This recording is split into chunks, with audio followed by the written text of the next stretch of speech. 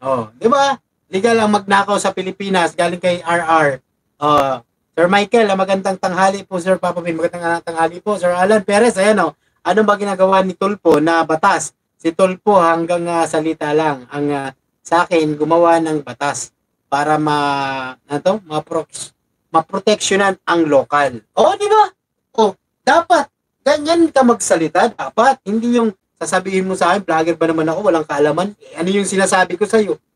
Mas mukhang may alam pa nga ako sa iyo siguro eh. Di ba? O, dapat ganyan ka magsalita, hindi yung dapat ang panawagan natin kay Rapi Tulfo maggawa ng batas na katulad na lang ng sinasabi mo. Di ba? Oh. Ang hilig nyo kasi import talaga galing kay TY Tigaso. Di ba? Tamaan na kayo. Oh, ito, pakinggan mo. Nandito man taga-BOI? Board of Investment? Meron ba? Yes, Mr. Chair. Kaya pag gustong tanongin ito, nakakalimutan ko lang. Ayon kay Mr. Francisco, Mr. Elmer Francisco,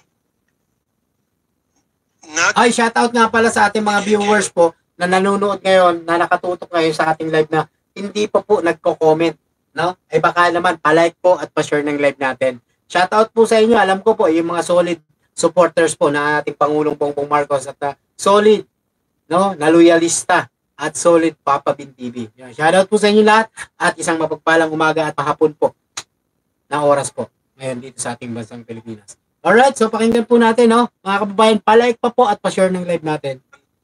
9 billion, tig 9 billion pesos sa mga foreign manufacturers para mag-locally produce ng mga sasakyan dito sa Pilipinas. Right? Is that an accurate statement? Yes, okay. Mr. Chair. Tuloy ko. Tapos, hindi sila nakapag-comply. You follow me? Tama pa rin? Hindi sila nakapag-comply. Yes or no na? Per our information, two were able to enroll in the program, and in short, hindi sila nakapag-comply.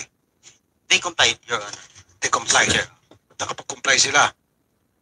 However, nung humingi si Mr. Francisco sa BOI para sa programa na binibigay nyo sa mga foreign manufacturers. Correct. Kasi mga kababayan, ito ang ganda ng pagka-comment ni Sir RR Pipito, no?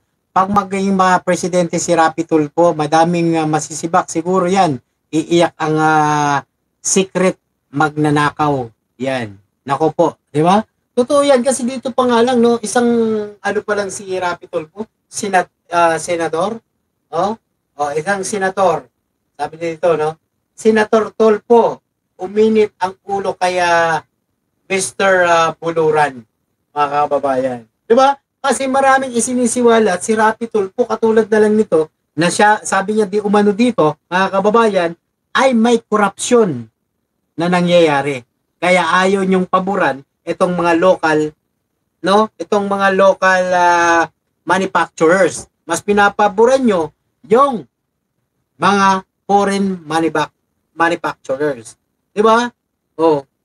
Ayaw nyo kasi tangkilikin nyo sa atin kasi konti lang ang kita. No? Parang ganon. Sabi ni Rapi Tulfo, kaya nyo pinapaboran yung mga foreign investor, no? Kasi mas malaki ang kita. Alright? So, ayan, malinaw yan. Pinapaboran nyo yung mga foreign investors, pinapaboran. Foreign manufacturers, and yet yung mga local, ayaw niyong pagbigyan. Bakit? Corruption ba itong pinag-usapan natin dito?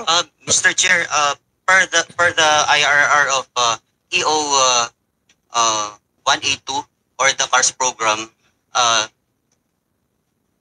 a separate MC must be issued providing for a period within which to apply for enrollment in the program. No, sir.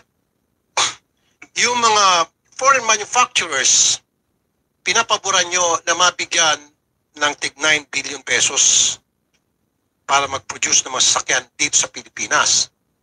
When in fact, meron na tayong mga local manufacturers na who's been doing this kind of thing. They've been in the business for 77 years, sabi pa ni Mr. Francisco nung last hearing.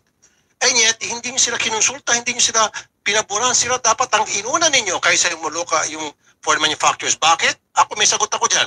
Dahil may kickback kayo pag foreign manufacturers, especially from China. Nako pag po. sa local, wala kayong kickback.